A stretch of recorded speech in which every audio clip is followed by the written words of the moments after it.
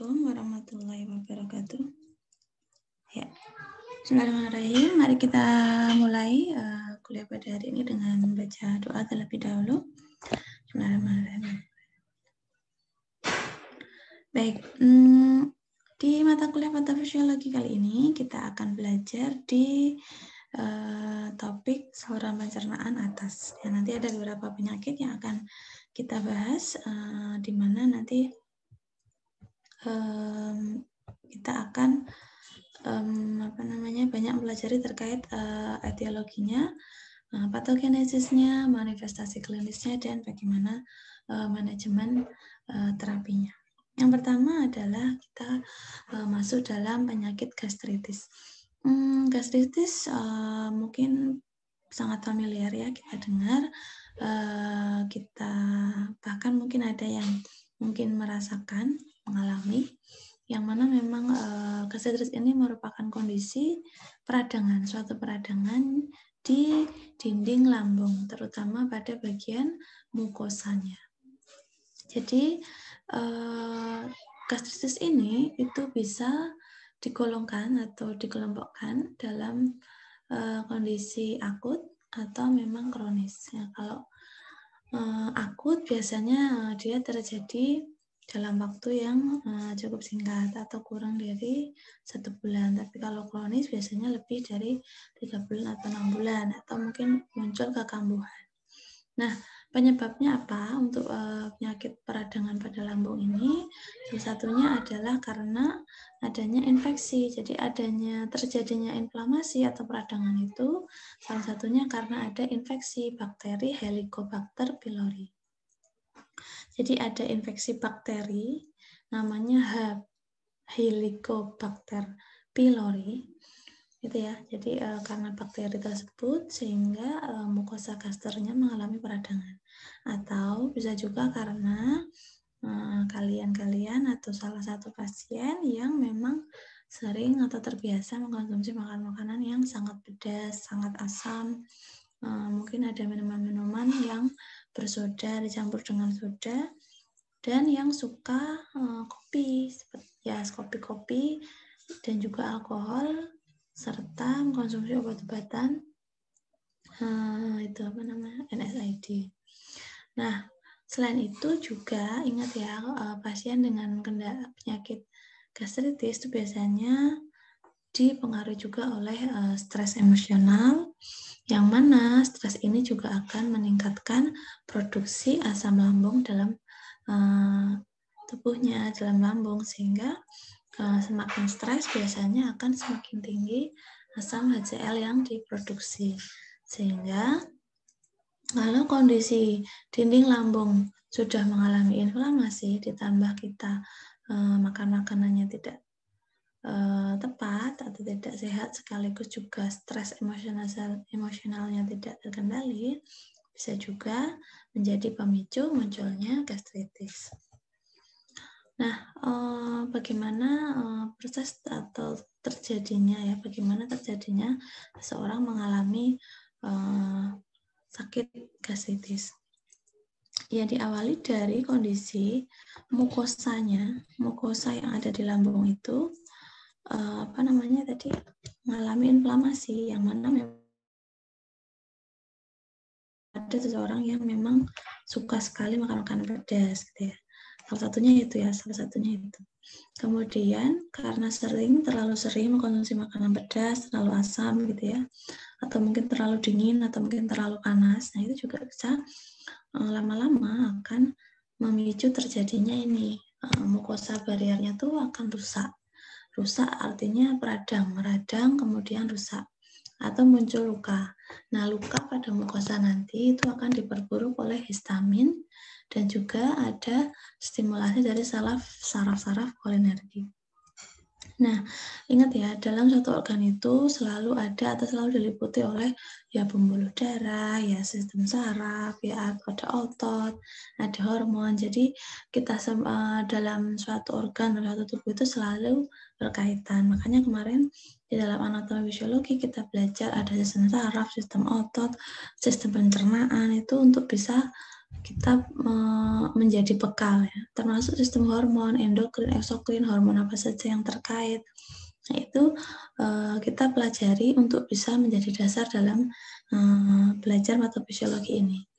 Nah, apabila terluka pada mukosa ini belum sembuh, ditambah lagi dengan ini tadi kebiasaan makan seseorang yang belum tepat, ada stres yang tinggi sehingga memicu asam HCl-nya itu dalam lambung itu akan meningkat. Kalau sudah meningkat, ingat ya, luka kalau terkena asam pasti akan sakit, pasti akan bengkak. Nah, begitu juga yang ada di dalam lambung. Biasanya itu kalau sudah luka, belum sembuh, ditambah ada produksi HCl yang berlebih akibat tadi, mungkin melewatkan sarapan gitu ya, atau makan-makan yang pedas tadi, akhirnya muncullah bengkak, perdarahan, dan menjadi erosif. Erosi itu artinya menjadi apa ya, menipis lapisan mukosa lambungnya, sehingga ini berdampak pada apa? Nah, sel sekresi asamnya akan menurun fungsinya, terjadilah atrofi gastrik progresif. Nah, kalau sudah terjadi atrofi gastrik, atrofi pada gastrik atau atrofi pada lambung, yang paling besar terjadi kemungkinan, artinya kalau kita ingat dulu di metabolisme gizi makro atau gizi mikro, di dalam asam lambung itu terjadi beberapa penyerapan zat gizi ya. Nah, salah satunya vitamin B12 dan juga Fe. Nah, di dalam lambung kalau sudah terjadi luka, ada peradangan, dan sel-selnya itu mulai atau mukosanya itu mengalami atrofi, ya, sudah menipis, itu bisa menyebabkan gangguan penyerapan pada Fe atau vitamin B12, sehingga pasien-pasien yang mengalami gastritis biasanya perlu dipantau apakah pasien ini juga mengalami anemia defisiensi besi atau anemia pernisiosa. Anemia pernisiosa ini artinya pasien mengalami gangguan penyerapan pada vitamin B12. Nah, untuk bisa mendukung atau kita untuk memastikan bahwa pasien ini itu mengalami gastritis, tentu akan dilakukan beberapa macam pemeriksaan. Yang pertama dengan analisa di lambung. Biasanya kita akan mendeteksi alveolohidria, apakah terjadi atrofi pada gastritisnya. Untuk mendeteksi apa sudah seberapa parah. Kemudian untuk sitologi kita bisa cek untuk mengetahui keganasan sel lambung. Nah, kalau gastrit berawal dari gastritis yang tidak bisa teratasi dengan baik, bahayanya apa? Sel-sel lambung ini akan rusak.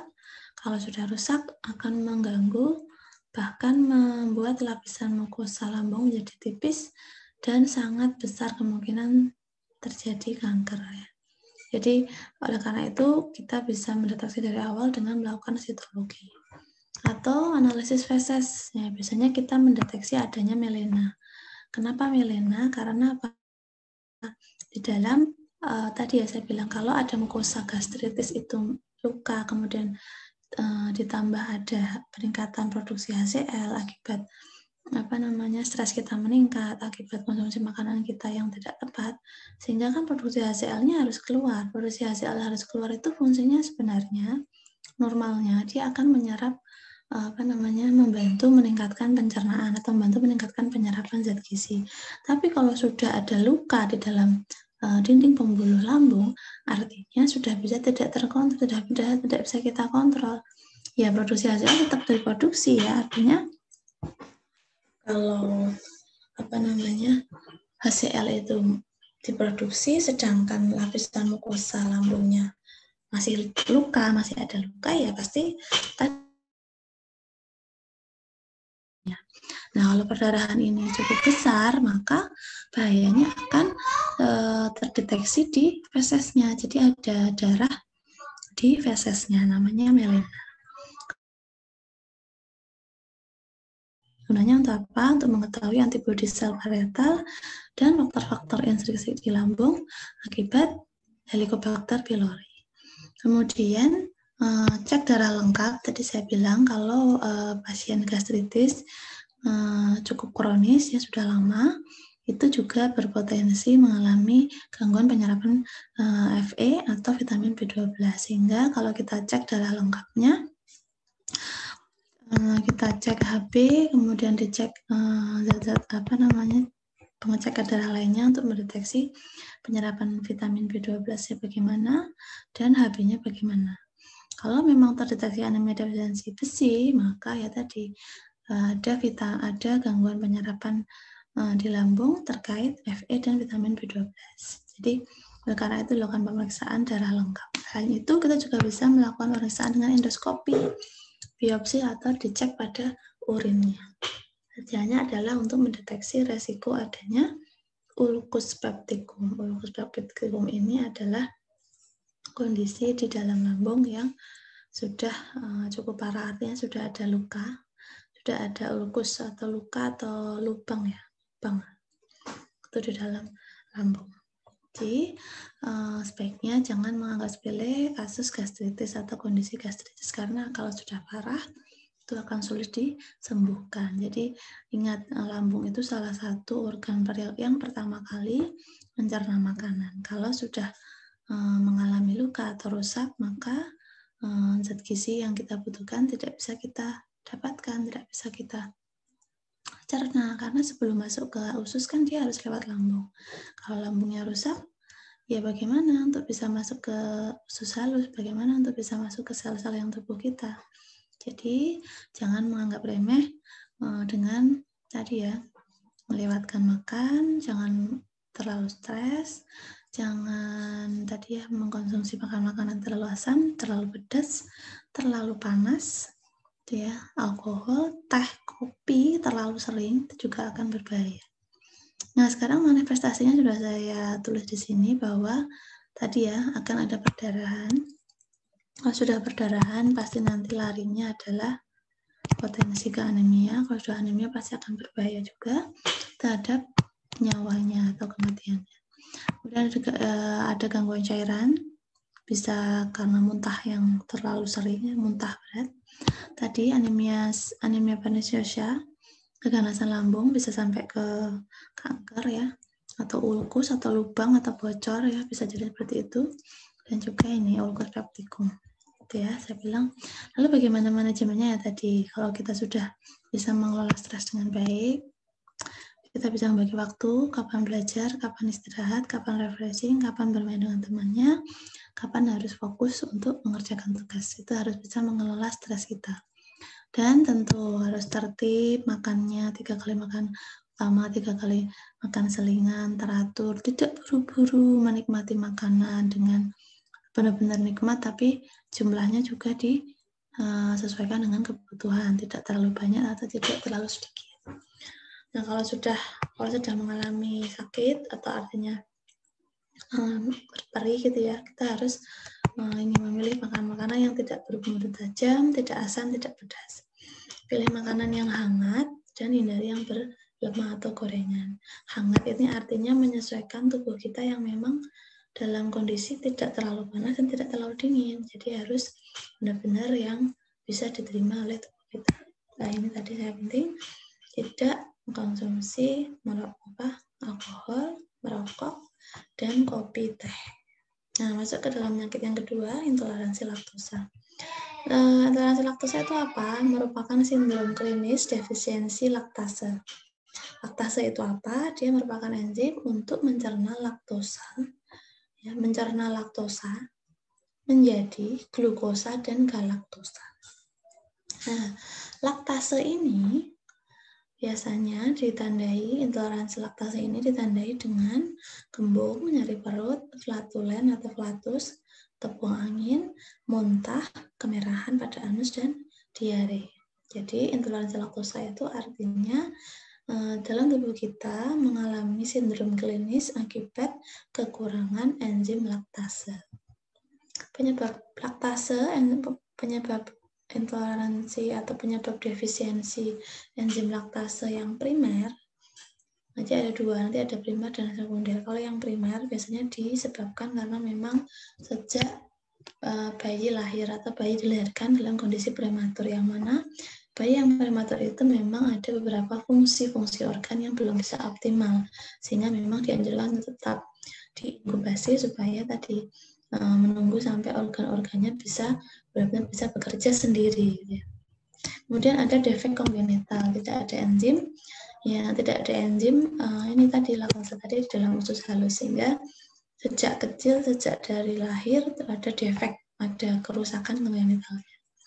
Ada defek genetiknya juga bisa mempengaruhi karena ada keturunan, atau memang ada beberapa orang yang memang jarang sekali minum susu. Artinya kalau dia jarang minum susu, berarti dalam tubuhnya juga tidak pernah ada enzim yang bisa mencerna susu. Gitu ya. Logikanya seperti itu. Memang jangan kira ya, di beberapa daerah di dunia ini ada beberapa ras yang memang dia jarang minum susu, sehingga memang dia tidak punya enzim laktase. Itulah kenapa disebut sebagai penyebab defisiensi primer yang tidak bisa kita kendalikan atau kita ubah. Nah, untuk sekunder biasanya itu diawali. Jadi munculnya laktase intoleran itu atau intoleran laktase itu disebabkan karena penyakit lain. Jadi karena dia menderita penyakit gastrointestinal, penyakit-penyakit yang berkaitan dengan saluran pencernaan yang merusak dari usus halus, mukosa usus halus, sehingga menyebabkan enzim laktase tadi itu mengalami defisiensi. Dia tidak bisa mencerna laktosa. Jadi karena ada penyakit lain. Atau memang defisiensi laktase ini muncul atau hilang, jadi dia akan hilang jika penyakit gastrointestinalnya itu akan sembuh. Kalau penyakitnya sudah sembuh, maka ya tadi sifatnya enzim laktase ini tetap akan diproduksi dengan baik, sehingga kalau ada penyakit lain, penyakit gastrointestinal, itu biasanya akan berdampak pada defisiensi laktase. Jadi tetap kita harus perhatikan kemungkinan. Jadi enzim laktase ini ada yang terjadi memang permanen dari kecil, dari lahir, atau memang terjadi karena penyakit lain, jadi karena ada pemicu lain. Atau bisa juga karena sering mengkonsumsi obat pemicu defisiensi laktase. Itu tanpa kita sadari ya, itu bisa menjadi penyebab. Jadi hati-hati mengkonsumsi obat. Melakukan atau memastikan pasien ini mengalami intoleransi laktosa biasanya dilakukan beberapa tes. Pertama, tes pernapasan hidrogen. Ini termasuk pemeriksaan dengan sensitivitas yang cukup tinggi. Artinya ini memang direkomendasikan dilakukan tes pernapasan hidrogen dengan mengukur kadar hidrogen dari nafas. Sebagai apa? Karena apa? Hidrogen ini adalah hasil fermentasi dari laktosa oleh bakteri di dalam kolon.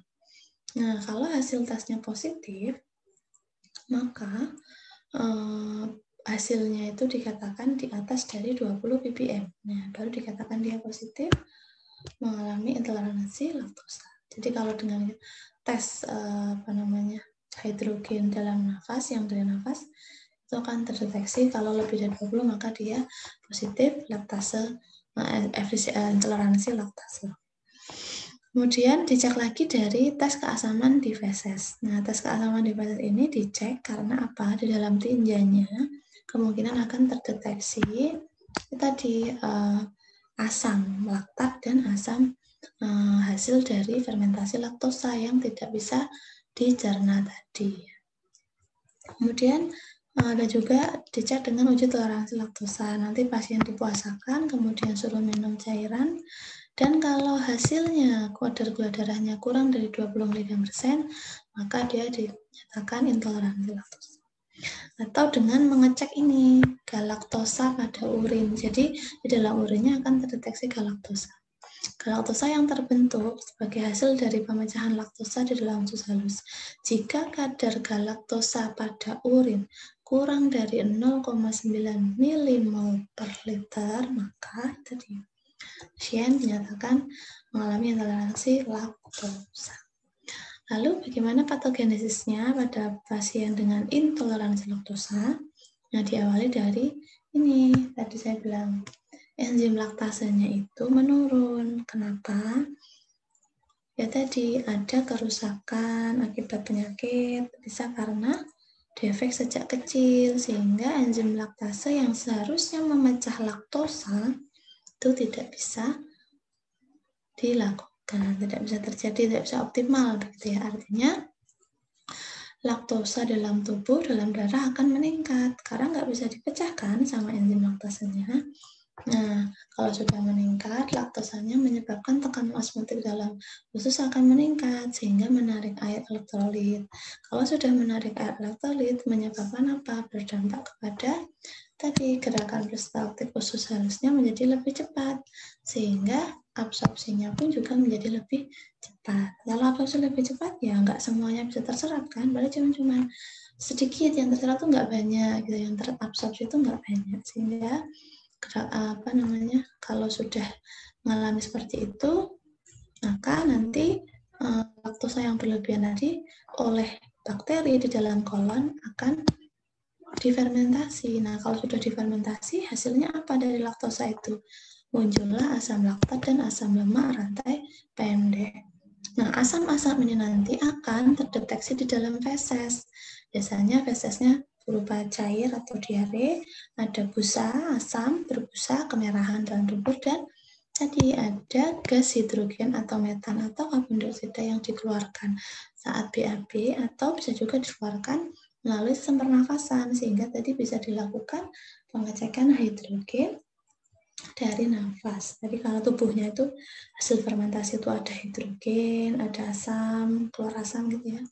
Itu salah satunya bisa dikeluarkan dari feses atau dari nafasnya. Kemudian kita bilang sisa gas dari hidrogen itu bisa dicek di sistem pernafasan, yang namanya tadi gas hidrogen tadi, untuk bisa mendeteksi bahwa pasien memang mengalami intoleransi laktosa. Nah, dipikirkan ya sekarang sampai kepada manifestasi klinis, artinya jangka panjang apa sih, dampak apa sih yang akan terjadi pada pasien yang mengalami intoleransi laktosa. Ingat ya, laktosa itu sumber makanannya salah satunya dari susu dan olahannya. Nah, apabila intoleransi laktosa ini terjadi di usia-usia masih di usia produktif, masa-masa tumbuh kembangnya, anak-anak remaja tumbuh gitu ya. Artinya apa? Pasti kita ingat ya, susu itu selain menyumbangkan kalsium tinggi, dia juga menyumbang beberapa zat gizi yang penting gitu ya. Nah, sehingga kalau pada pasien dengan intoleransi laktosa, dia harus membatasi asupan laktosanya, dia harus membatasi ya, tidak dilarang gitu ya, tetap dibatasi. Sehingga tentu dampaknya kebutuhan kalsium, pemenuhan kebutuhan kalsiumnya ada yang berkurang, pemenuhan kebutuhan proteinnya ada yang berkurang, sehingga manifestasi klinis pada intoleransi laktosa salah satunya adalah malnutrisi. Kemudian osteoporosis atau osteopenia, artinya ada pengeroposan tulang, ada kemungkinan terjadi patah tulang karena tadi kalsiumnya kurang banyak ya yang dikonsumsi kalau memang tadi benar-benar tidak pernah minum susu dan olahannya, atau memang bisa berdampak pada gagal tumbuhnya, tinggi badannya nggak bisa optimal, berat badannya nggak bisa optimal, lingkar kepalanya juga nggak bisa optimal. Jadi sangat besar manifestasi klinisnya pada pasien yang mengalami intoleransi laktosa. Nah, sekalian sebagai ahli gizi harus bisa berpikir dan bisa kritis bagaimana caranya supaya pasien intoleransi laktosa itu tetap bisa mendapatkan asupan yang sama dari produk susu, tapi bisa diambil dari produk-produk lainnya yang bukan non-susu. Nah, ini adalah salah satu cara-cara, satunya dengan mengkonsumsi produksi yang bebas laktosa atau mengurangi laktosa. Jadi biasanya pasien ini dengan bisa tetap mengkonsumsi produk susu dan olahannya minimal hanya 1 gelas susu per hari atau kurang dari 20 gram laktosa, sehingga tetap pasien harus diedukasi supaya konsumsi makanan zat gizi yang di mana zat gizinya itu hampir sama dengan susu dan olahannya.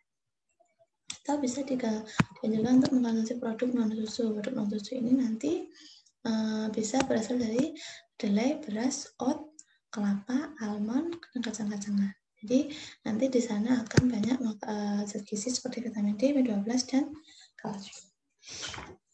Atau bisa juga dengan konsumsi enzim eksogen oral. Konsumsi enzim eksogen artinya memang kita mengkonsumsi enzim langsung gitu ya. Enzim laktase itu dikonsumsi, jadi biasanya berupa gel, cairan, kapsul, atau tablet. Atau dengan konsumsi prebiotik dan pro atau prebiotik.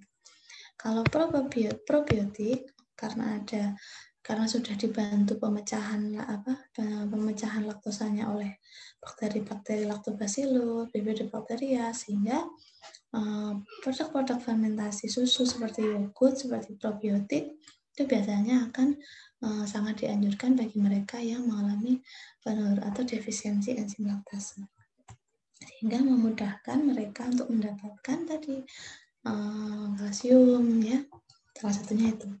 Masuk pada penyakit yang ketiga yaitu inflammatory bowel disease, yaitu peradangan yang ada di dalam usus. Nah, biasanya inflammatory bowel disease ini terjadi atau dideteksi pada penyakit Crohn disease dan ulcerative colitis. Jadi, inflammatory bowel disease ini merupakan kumpulan penyakit yang mana memang terjadi peradangan di dalam ususnya. Nah, namanya Crohn disease dan ulcerative colitis. Kedua penyakit ini berbeda kondisinya. Biasanya terjadi pada usia 15-30 tahun dan merupakan penyakit autoimun, biasanya dipengaruhi oleh faktor genetik dan juga oleh lingkungan. Nah, penyebab-penyebabnya bisa karena faktor lingkungan, bisa karena genetik predisposisi, artinya memang di dalam secara genetik ususnya itu memang ada beberapa yang defek gitu ya, yang tidak bisa mencerna dengan baik, atau ada mikrobia di dalam ususnya sehingga mengganggu atau muncul peradangan sehingga mengganggu penyerapan, atau ada respon dari host imun kita hingga muncul IBD. Ini adalah gambaran kalau ileum yang normal itu tampilannya seperti ini. Ileum dalam tubuh kita pada penyakit Crohn disease. Nah, kalau yang sudah mengalami Crohn disease ya seperti ini nanti wujudnya, ada yang kayak gumpalan peradangan-peradangan merah gitu ya, membengkak seperti itu. Nah, kalau ulceratif kolon itu biasanya terjadi di kolon. Kalau sehat tuh kolonnya seperti ini ya, dinding-dindingnya tuh nggak ada pembengkakan, nggak ada kemerahan, kolonnya sehat. Tapi kalau yang ulceratif, biasanya kolonnya itu mengalami kayak gini nih, merah-merah, bengkak gitu ya. Dan ini menyebabkan gangguan pencernaan, gangguan penyerapan ya. Artinya kolon itu kan memang dia ada beberapa tugasnya untuk menyerap beberapa zat gizi ya. Kalau sudah ada peradangan seperti itu ya sudah nggak bisa bekerja dengan baik.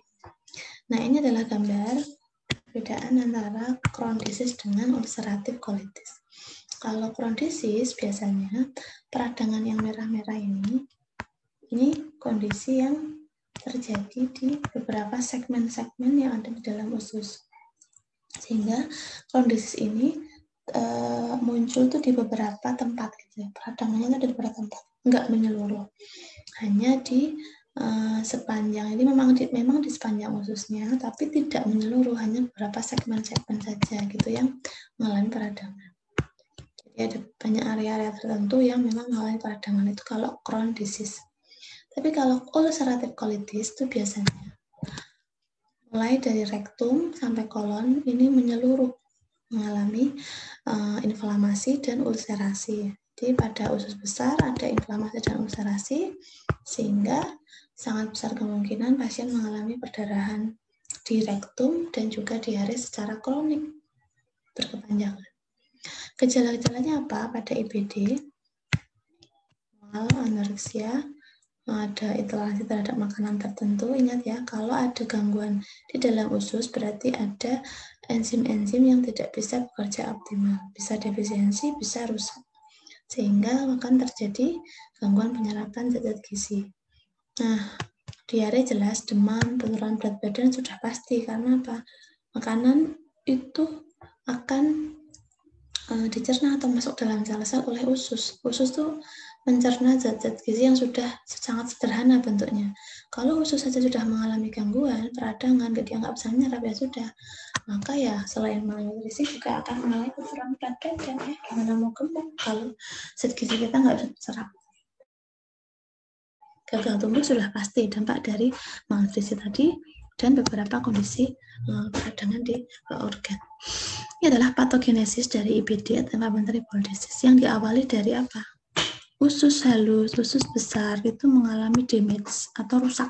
Sel-selnya itu rusak. Kemudian menyebabkan malabsorpsi, ulcerasi, dan struktur. Artinya ya benar-benar total, nggak bisa bekerja menyerap zat gizi. Sehingga akan terjadi diare, penurunan berat badan, dan gagal tumbuh. Kalau di manajemen medis, dia akan melakukan pengobatan. Ada antiinflamasi, peningkatan imuno, antibiotik, mengatasi bakteri-bakteri yang mungkin muncul ya. Tapi kalau dari manajemen nutrisi, dari gizi, kita akan memberikan salah satunya bisa formula oral enteral melalui selang ya. Bisa juga menggunakan makanan yang sudah ditoleransi oleh pasiennya, atau juga melalui parenteral. Bisa enteral, bisa parenteral, bisa juga dengan oral langsung. Lihat kondisi pasiennya. Nah, manifestasinya apa? Banyak sekali ya. Anemia bisa, batu empedu, bisa ulkus, bisa macam-macam komplikasi yang ada di kulit ya. Nah, komplikasi-komplikasi dalam usus ini biasanya kalau sudah parah, biasanya akan dilakukan pembedahan pada ulceratif ya. Kalau ulceratif itu kan terjadi di daerah kolon rektum ya, sehingga akan dilakukan pembedahan karena sudah parah, nggak bisa bekerja, sehingga nanti pembuangan BAB-nya juga melalui selang, udah nggak bisa lewat rektum lagi karena kolon sama pembuangan fesesnya tadi sudah meradang dan sudah dibedah, sudah dipotong. Sehingga kurang lebih 50% yang mengalami Crohn's disease itu biasanya memerlukan pembedahan atau memang harus dibedah. Nah, manajemen terapinya ya tadi ya, bisa memberikan suplemen apabila terjadi malabsorpsi, bisa diberikan terapi flavonoid atau antioksidan supaya bisa cepat sembuh peradangan-peradangannya itu. Kemudian makan tetap porsi kecil dan sering karena tadi ya supaya kerja ususnya tidak terlalu berat. Konsumsi rendah lemak, jenuh, dan sukrosa sudah pasti tadi ya, karena dalam usus pencernaan lemak, pencernaan karbohidrat, protein itu juga sudah menurun, sehingga konsumsinya harus kita kurangi supaya kerja usus bisa baik. Diet rendah serat dan rendah sisa juga harus diperhatikan karena ada pasien ini mengalami perdarahan dan juga mengalami diare, sehingga pasien dengan rendah serat dan rendah sisa sangat dianjurkan. Kemudian parenteral tadi sudah dianjurkan ya, kalau memang pemberian enteral melalui saluran pencernaan tidak bisa, maka harus dilakukan pemberian parenteral atau melalui pembuluh darah. Jadi nutrisinya khusus untuk diberikan melalui pembuluh darah. Nah, tips-tipsnya bagaimana? Ya tadi ya, makan makanan yang kecil tapi sering, ya, frekuensinya perhatikan, sering, kecil-kecil, sedikit-sedikit. Makan dengan kondisi yang tenang gitu ya, tidak ada pemicu makanan-makanan yang menyebabkan dia sakit perut. Pokoknya makan-makanan yang tidak terlalu asam, tidak terlalu pedas, tidak terlalu banyak lemak ya, dan membatasi jadi serat-serat ya, juga menurunkan jumlah makanan gorengan. Jadi kalau sudah ada gangguan di usus, harus benar-benar diperhatikan, tidak boleh gorengan, tidak boleh berlemak, tidak boleh berbumbu tajam, ya seperti tadi. Nah, sampai ke penyakit yang keempat, gastroesophageal reflux disease. Penyakit yang menyerang di gastroesophageal. Nah, biasanya kondisi ini terjadi itu karena apa? Ada sphincter yang ada di esofagus itu tidak bisa bekerja secara optimal. Jadi ada kemungkinan mengalirnya makanan dari isi lambung itu untuk kembali ke dalam esofagus ya. Ini hampir mirip dengan muntah, tapi ini tuh terjadi karena memang secara sistematis reflux ini atau kembalinya makanan dari isi lambung lewat esofagus itu juga tidak bisa kita kendalikan gitu ya. reflux ini atau pengembalian tadi ya, mengembalikan itu karena tadi gangguan sphincternya tadi. Harusnya kan sphincter itu menutup supaya makanan mencegah supaya makanan dari si lambung kembali ke esofagus. Nah, kalau sphincternya tadi itu tidak bekerja dengan baik ya, memang sangat besar kemungkinan kalau isi lambungnya penuh ya akan balik ke atas, itu akan terjadi reflux. Nah, kondisi ini biasanya ya beberapa hal terjadi pada pasien yang obesitas. Ada peningkatan berat badan yang buruk, ya, ada pertambahan berat badan, ada ulcerasi di mukosanya, mukosa lambung ya, ada ulcerasi.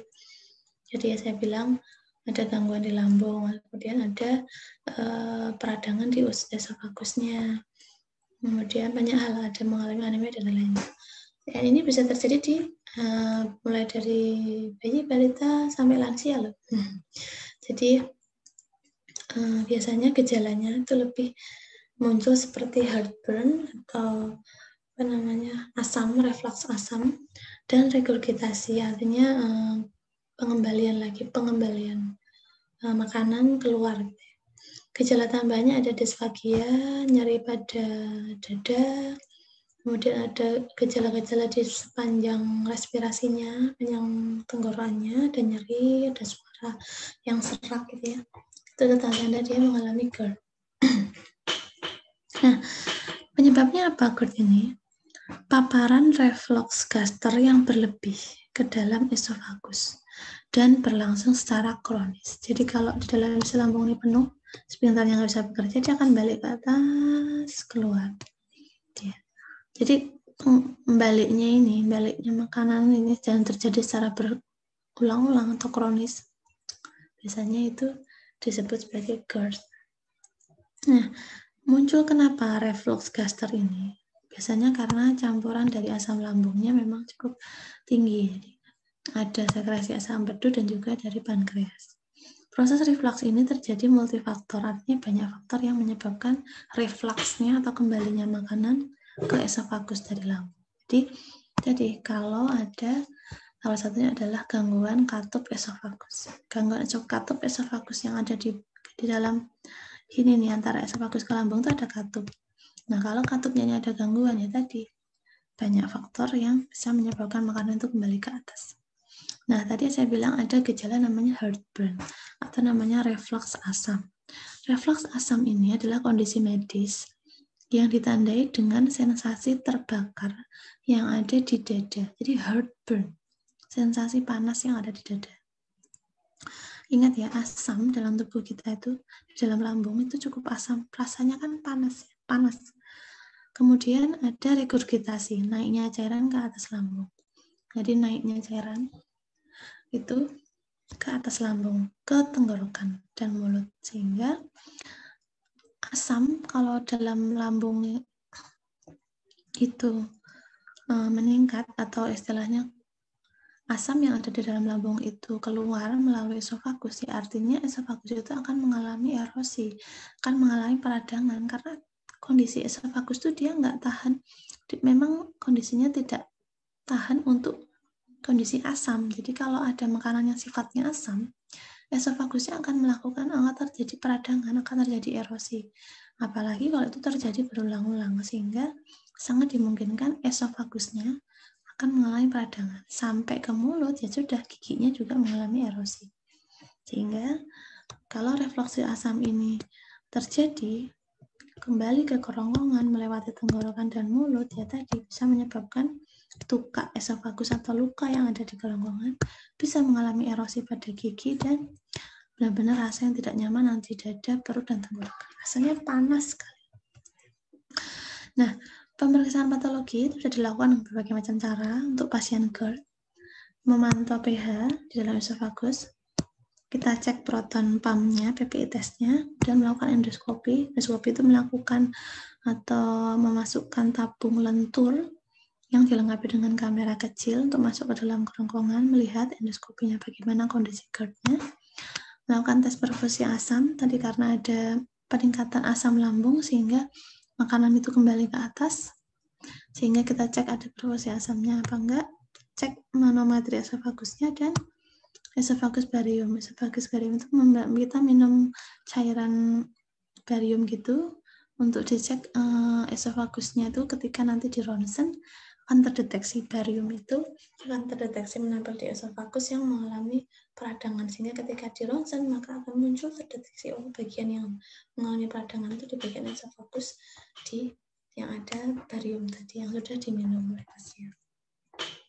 Patogenisnya bagaimana? Ada beberapa hal. Jadi mulai dari respon vagal bisa karena ada refleks dari bronkokonstriksi, ada konstriksi dari bronkus akibat dari paparan asam lambung tadi, yang mana memang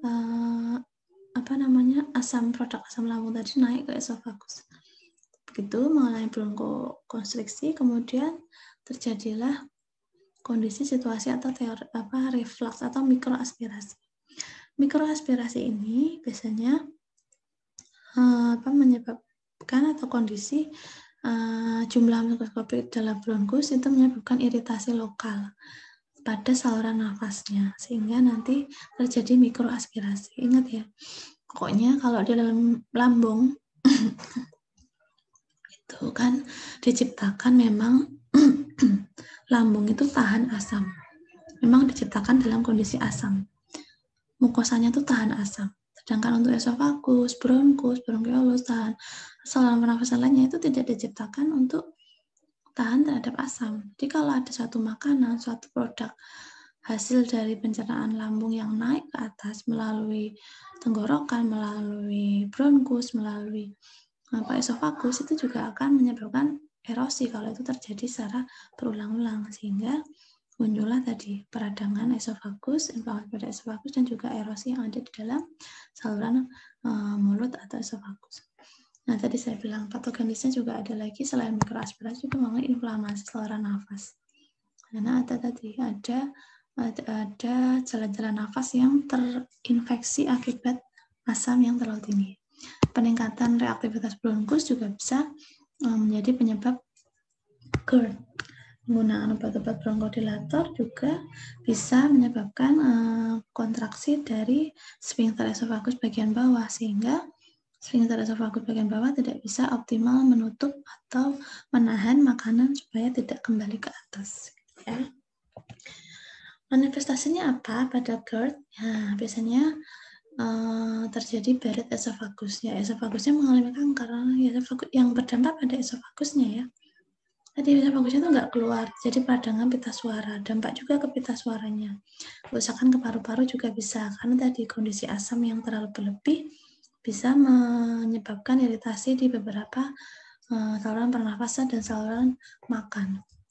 Bisa juga karena penyumbatan, bisa terjadi penyumbatan di esofagus, sehingga ya tadi menimbulkan sakit mah yang sering kambuh. Nah, selain itu juga ada kondisi mah yang kronis ya. Bagaimana manajemennya ya tadi? Terapi dimulai dari pengobatan asma yang optimal, menghindari obat-obatan yang memperburuk GERD. Kemudian bila GERD itu dicurigai sebagai pemicu, lakukan modifikasi gaya hidup. Kemudian posisi tidur, posisi makan juga harus diperhatikan ya, supaya makanan tidak kembali ke atas. Sebaiknya tidak makan 3-4 jam sebelum tidur, menghindari makanan yang berlebihan dan makanan berlemak. Nah, tujuan utamanya supaya menurunkan iritasi pada esofagus dari refluksitas isi lambung. Jadi intinya pada GERD ini pasien harus mempertimbangkan, harus memikirkan bagaimana caranya makanan yang ada dalam lambung itu kan sangat besar kemungkinan kembali ke atas melalui esofagus. Sehingga tujuan utamanya terapi ini adalah bagaimana kita memposisikan baik posisi makan, posisi saat makan, posisi saat tidur, supaya makanan yang ada dalam lambung itu tidak kembali dengan mudah melalui esofagus ke atas. Ini jangan sampai kembali, supaya esofagusnya itu tidak mengalami peradangan atau erosi. Nah, sampai di sini Bu rasa kita sudah banyak belajar ya.